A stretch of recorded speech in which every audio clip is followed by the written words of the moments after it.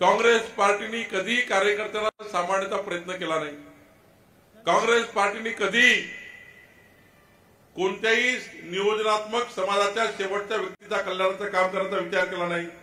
खरं तर सत्तेपासून पैसा आणि पैशापासून सत्ता हाच उद्योग काँग्रेस पार्टीचा राहिला। सत्तेपासून पैसा कमवायचा, पैशापासून सत्ता कमवायची आणि 50-50 वर्ष 60-60 वर्ष समाजाच्या शेवटच्या गरीब माणसाला अजूनही अन्न मिळत नव्हतं। पण आपण सर्वांनी 2014 मध्ये माननीय प्रधानमंत्री मोदींचं सरकार आणलं आणि मोदींचं सरकार आल्यानंतर आज बघा या महाराष्ट्राच्या 14 कोटीपैकी 7 कोटी लोकांना मोफत अन्न देण्याची योजना माननीय प्रधानमंत्री मोदींच्या नेतृत्वात झाली आणि आज त्या ठिकाणी संपूर्ण देशामध्ये महाराष्ट्रामध्ये मोफत अन्न मिळत आहे। आज या ठिकाणी पीक विमा योजना आली, 1 रुपयात पीक विमा योजना आली। शेतकऱ्याला खऱ्या अर्थाने प्रधानमंत्री किसान सन्मान योजना आली। शेतकऱ्याच्या जीवनामध्ये आमूलाग्र बदल करण्याकरता आज जगाच्या पाठीवर 2000 रुपये बॅग युरिया, पण माननीय प्रधानमंत्री मोदीजींनी 10 लाख कोटीची सबसिडी देऊन 263 रुपयामध्ये युरियाची बॅग दिली। आज जगाच्या पाठीवर 2000 रुपये रेटचा युरिया आहे, पण आपल्या महाराष्ट्रामध्ये आपल्या देशामध्ये आज 275-263 रुपये युरियाची बॅग मिळतं। खऱ्या अर्थाने मोदीजींनी शेतकऱ्याला, शेतमजुराला मोठ्या प्रमाणात योजना देण्याचं काम केलं। आज मागच्या 10 वर्षात माननीय प्रधानमंत्री मोदींच्या नेतृत्वामध्ये खऱ्या अर्थाने देश समोर जातो आहे। आज जगातला सर्वोत्तम भारत, जगातला विकसित भारत या ठिकाणी आपल्याला दिसतोय। आताच या ठिकाणी देवसरकर साहेब, खडसे साहेब, चव्हाण साहेबांनी मांडलं की या महाराष्ट्राचा, देशाचा विकास आपल्याला दिसतोय। बंधू भगिनींनो, जगाच्या पाठीवर जेवढा भारत देश पुढे चाललाय, अमेरिका सुद्धा आता आपलं कौतुक करते आहे। एक काळ असा होता आपण जगाच्या कुठल्याही देशामध्ये गेलो तर भारतीय म्हटल्यावर आपल्या तोंडाकडे सुद्धा पाहायचे नाही, पण आता असा काळ आला, मोदींचा असा काळ आला, जगातल्या पाठीवर माझा युवा मुलगा कधी कुठे गेला, कोणी कुठे गेला तरी वेलकम इंडिया मोदींच्या नावानं म्हणतात, वेलकम मोदीजी, वेलकम इंडिया म्हणून आपलं स्वागत करतात। ही भारताची पत तयार करण्याचं काम माननीय प्रधानमंत्री नरेंद्र मोदीजींनी केलं, माननीय प्रधानमंत्री नरेंद्र मोदीजींनी केलं। आपण बघताल आज जगातले सर्व देश मोदीजींच्या नेतृत्वातल्या भारताकडे पाहत आहे। मोदीजींनी विकसित भारताचा संकल्प केला, हे गोष्ट खरी आहे। खडसे साहेब जे बोलले, देवसरकर साहेब जे बोलले, चव्हाण साहेब बोलले, आता 2047चा भारत हा मोदीच्या नेतृत्वामध्ये जो विकसित भारत तयार होणार आहे आणि विकसित महाराष्ट्राचा संकल्प माननीय देवेंद्र फडणवीस साहेबांनी केलाय। विकसित महाराष्ट्राचा संकल्प, 14 कोटी जनतेला विकसित करण्याचा संकल्प माननीय देवेंद्र फडणवीस सरकारने केला, आमच्या सरकारने केला। मोदींचं सरकार, देवेंद्र फडणवीसांचं सरकार, डबल इंजिन सरकार उमरखेडचा विकास करण्याकरता त्या ठिकाणी कटिबद्ध आहे। किसनराव वानखेडेची आपण चिंता करू नका। किसनराव वानखेडेंनी जे जे या ठिकाणी मागितलं त्या सर्व कामाला मंजुरी मिळवून देण्याचं काम मी पक्षाचा अध्यक्ष म्हणून केल्याशिवाय राहणार नाही। पक्षाचा अध्यक्ष म्हणून त्यांनी सांगितलेले बंधारे असतील, त्यांनी सांगितलेले रस्ते असतील, त्यांनी सांगितलेली समाज कल्याण, लोक कल्याणाच्या सर्व योजना असेल, जेवढा नागपूरमध्ये आम्ही मदत करू तेवढीच मदत उमरखेडला केल्याशिवाय राहणार नाही, याची काळजी आपण करण्याची गरज नाही। किसनराव, तुम्ही जेव्हा बोलतो तेव्हा मला माहित होतं, तुमच्या भावना तुम्ही मांडल्या, तुम्ही या भावना मांडल्या। उमरखेड हे सर्वात शेवटचं टोक आहे, या भागातल्या जनतेला अनेक गोष्टी करायच्या आहे। आज त्या ठिकाणी पांढर रस्त्याचे प्रश्न महत्वाचे आहे।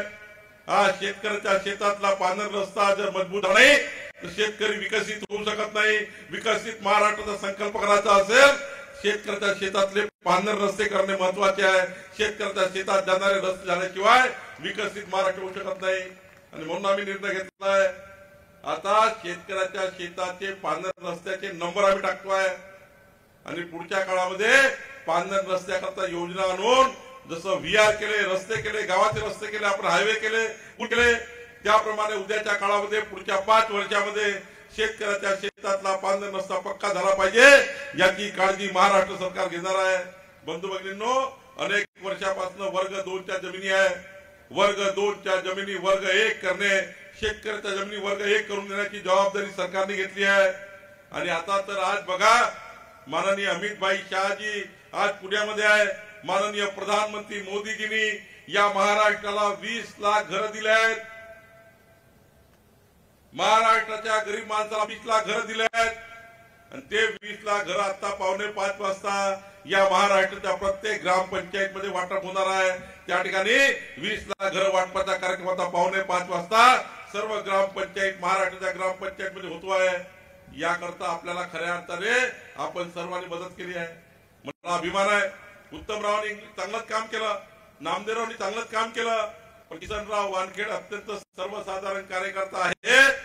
मी जेव्हा किसनराव वानखेडे सब या ठिकाणी मंत्रालयात येतात, मला 2-3दा भेटले। ते खालीवर पायऱ्या चढत होते, मंत्रालयाच्या खालीवर पायऱ्या चढत होते।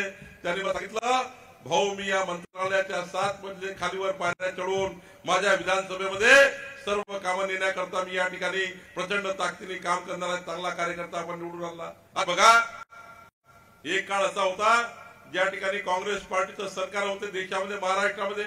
खरं तर जनतेला दिशाभूल करून सरकार आणले। मागच्या वेळी लोकसभेत तुम्ही बघा, लोकसभेच्या वेळी सांगितलं माननीय पंतप्रधान मोदीजी जर आले तर संविधान बदलून टाकतील असा खोटारडेपणा केला, खोटं बोलले, जनतेचे मत घेतले। या ठिकाणी मागासवर्गीय जनतेला सांगितलं संविधान बदलणार आहे, आदिवासी मागातल्या जनतेला सांगितलं आदिवासी समाजाची सवलत काढून देतील, आदिवासी समाजाचं आरक्षण काढणार आहे।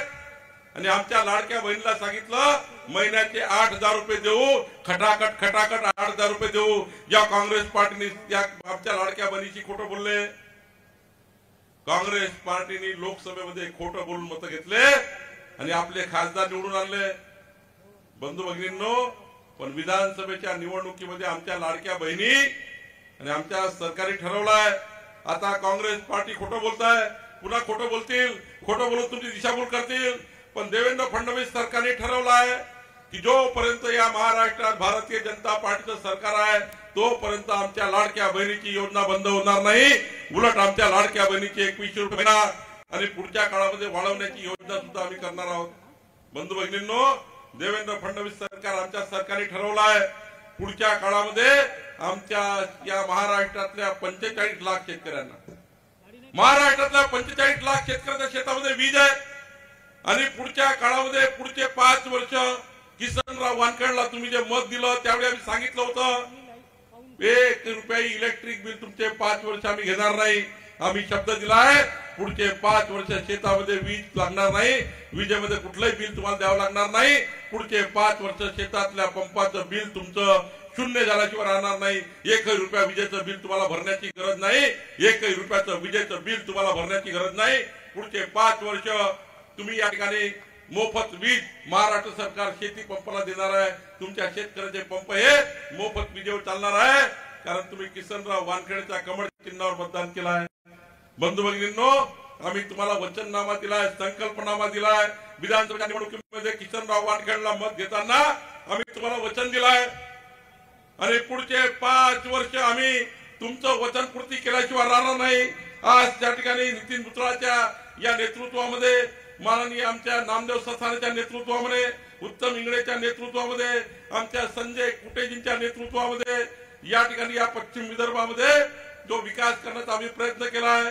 आणि म्हणूनच प्रकाश पाटील देवसरकरांनी म्हणाले की देशातलं मोदी सरकार, महाराष्ट्रातलं देवेंद्र फडणवीस सरकार, या दोन्ही सरकारकडनं आम्हाला ज्या अपेक्षा आहेत त्या विकासाच्या अपेक्षा आहे। आम्ही कुठल्याही पदाकरता आलो नाही आहे। मला या ठिकाणी देवसरकरचं अभिनंदन करायचं आहे, खडसेंचे तुम्ही टाळ्या वाजवून अभिनंदन करा, चव्हाणाचं अभिनंदन करा। त्यांनी भाषणात बोलताना सांगितलं आम्हाला कुठल्याही पदाकरता आम्ही आलो नाही आहे, आम्ही भारतीय जनता पार्टी मध्ये मोदीजींच्या विकसित भारताकरता आलो आहे। मोदीजींनी विकसित भारताचा संकल्प केला आणि या संकल्पाला साथ देण्याकरता देवसरकर, खडसे, चव्हाण, कदम आणि त्या ठिकाणी उदावंत आले आहेत। तुम्ही सर्व लोक त्या ठिकाणी आले आहेत। खरं तर मला अभिमान वाटतो की 11 वाजतापासून तुम्ही बसले आहेत। खरं तर या ठिकाणी माझी चूक आहे, मी 11 वाजता बरोबर यायला पाहिजे होतं, पण तुम्ही त्या ठिकाणी खऱ्या अर्थाने ज्या जिद्दीने या ठिकाणी बसले आहेत, 5 वाजले आहेत, 11 वाजतापासून आले, 5 वाजता तुम्ही या ठिकाणी मोठ्या संख्येने उपस्थित आहात। बंधू भगिनींनो, मोदीजींनी विकसित भारताच्या संकल्पाला साथ देण्याकरता या ठिकाणी देवसरकर, खडसे, चव्हाण, उदावंत आले आहेत, कदम आले आहेत। मी तुम्हाला वचन देतो देवसरकरजी, खडसेजी, चव्हाणजी, भारतीय जनता पार्टी हा परिवार आहे। या ठिकाणी कोणाची हुकूमत नाही आहे, ही भारतीय जनता पार्टी कार्यकर्त्याची पार्टी आहे या पार्टीमध्ये कोणी नेता नाही आहे. मोदीजींच्या नेतृत्वात खऱ्या अर्थाने आम्ही या ठिकाणी काम करतो आहे. या ठिकाणी कोणी कोणावर वडसर होत नाही, कोणी कोणाचा पाय ओढत नाही, कुणालाही कोणाचा पाय ओढायचा नाही आहे. खरं तर तुम्ही जे म्हटलंय आम्हाला संघटनेत काम करायचं, आम्हाला पक्षाचं काम करायचं आहे, समाजाच्या शेवटच्या गरीब माणसाला न्याय मिळवून द्यायचा आहे. केंद्र सरकार, मोदी सरकार, फडणवीस सरकारच्या योजना गावागावात पोहोचवायच्या आहे. बंजारा समाजामध्ये आम्हाला काम करायचं आहे, आदिवासी पाड्यामध्ये आम्हाला काम करायचं आहे, 18 पगड जाती 12 बलुतेदार समाजामध्ये आम्हाला काम करायचं आहे. मी तुम्हाला वचन देतो, भारतीय जनता पार्टी तुम्हाला आपल्या परिवारासारखं ठेवल्याशिवाय राहणार नाही. आमचे तीनही चारही नेते तुम्हाला खऱ्या अर्थाने आपल्या भावासारखं सांभाळतील आणि तुम्हाला कधी वाईट वाटणार नाही. तुम्हाला कधी वाटणार नाही आम्ही चुकीच्या पक्षामध्ये प्रवेश केला. तुम्हाला हे वाटेल भारतीय जनता पार्टी प्रवेश करून मी या ठिकाणी उत्तम काम केलं, देशाकरता काम केलंय, महाराष्ट्राकरता काम केलंय, विकसित भारताकरता काम केलं, समाजाच्या शेवटच्या माणसाकरता काम करतोय. हा तुम्हाला गर्व झाल्याशिवाय राहणार नाही. भारतीय जनता पार्टी, संजय कुटेजी, आम्ही सर्व लोक आपल्या पाठीशी आहोत. आणि जे जे काही तुम्ही सरकारला सांगाल, जे जे काही आमच्या अधिकारामध्ये आहेत, महसूल मंत्री म्हणून माझ्या अधिकारात ज्या गोष्टी असतील, मान्य देवेंद्र फडणवीस सरकारकडे जे जे काही करायचं असेल ते सगळं या भागामध्ये तुम्ही ज्या योजना करता आल्या, ज्या विकासाकरता आल्या, या भागातल्या विकास करण्याकरता आल्या, या उमरखेड विभागाचा विकास झाला पाहिजे याकरता तुम्ही भाजपमध्ये पक्षप्रवेश केला आहे. तुमचा पक्षप्रवेश हा सत्कर्मी लागेल. भारतीय जनता पार्टी संपूर्ण न्याय देईल आणि समाजाच्या शेवटच्या माणसाचं कल्याण केल्याशिवाय भारतीय जनता पार्टी थांबणार नाही.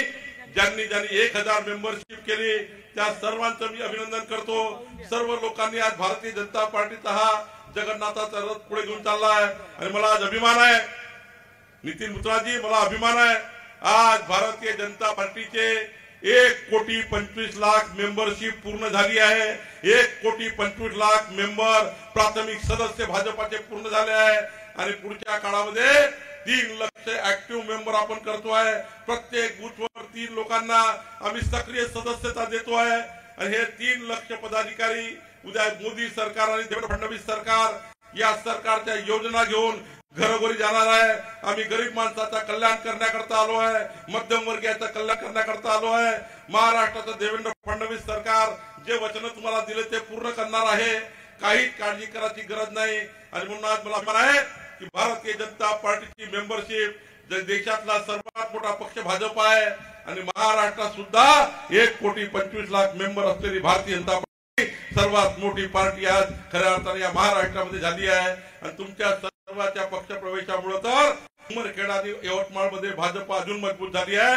आणि म्हणून मी आपल्याला विनंती करतो की आपण ज्या इच्छा अपेक्षेने भाजपमध्ये आले आहेत ही गोष्ट खरी आहे. जी ताकद आज या व्यासपीठावर तयार झाली आहे, जी ताकद माझ्या आजूबाजूला बसलेली आहे, ज्या ताकदीचे कार्यकर्ते तुम्ही बसलेले आहेत, ज्या जिद्दीचे नेते तुम्ही बसलेले आहेत, पुढच्या वेळी यवतमाळ जिल्हा परिषदचा अध्यक्ष भारतीय जनता पार्टी महायुतीचा झाल्याशिवाय राहणार नाही. आणि यवतमाळ मधल्या सर्व नगरपालिकावर भारतीय जनता पार्टीचा झेंडा पोहोचल्याशिवाय राहणार नाही. खरं तर तुमची ताकद ही आज या ठिकाणी उद्याचे नगराध्यक्ष, जिल्हा परिषद, पंचायत समित्या, ग्रामपंचायत्या या महायुतीच्या माध्यमातून आपण लढणार.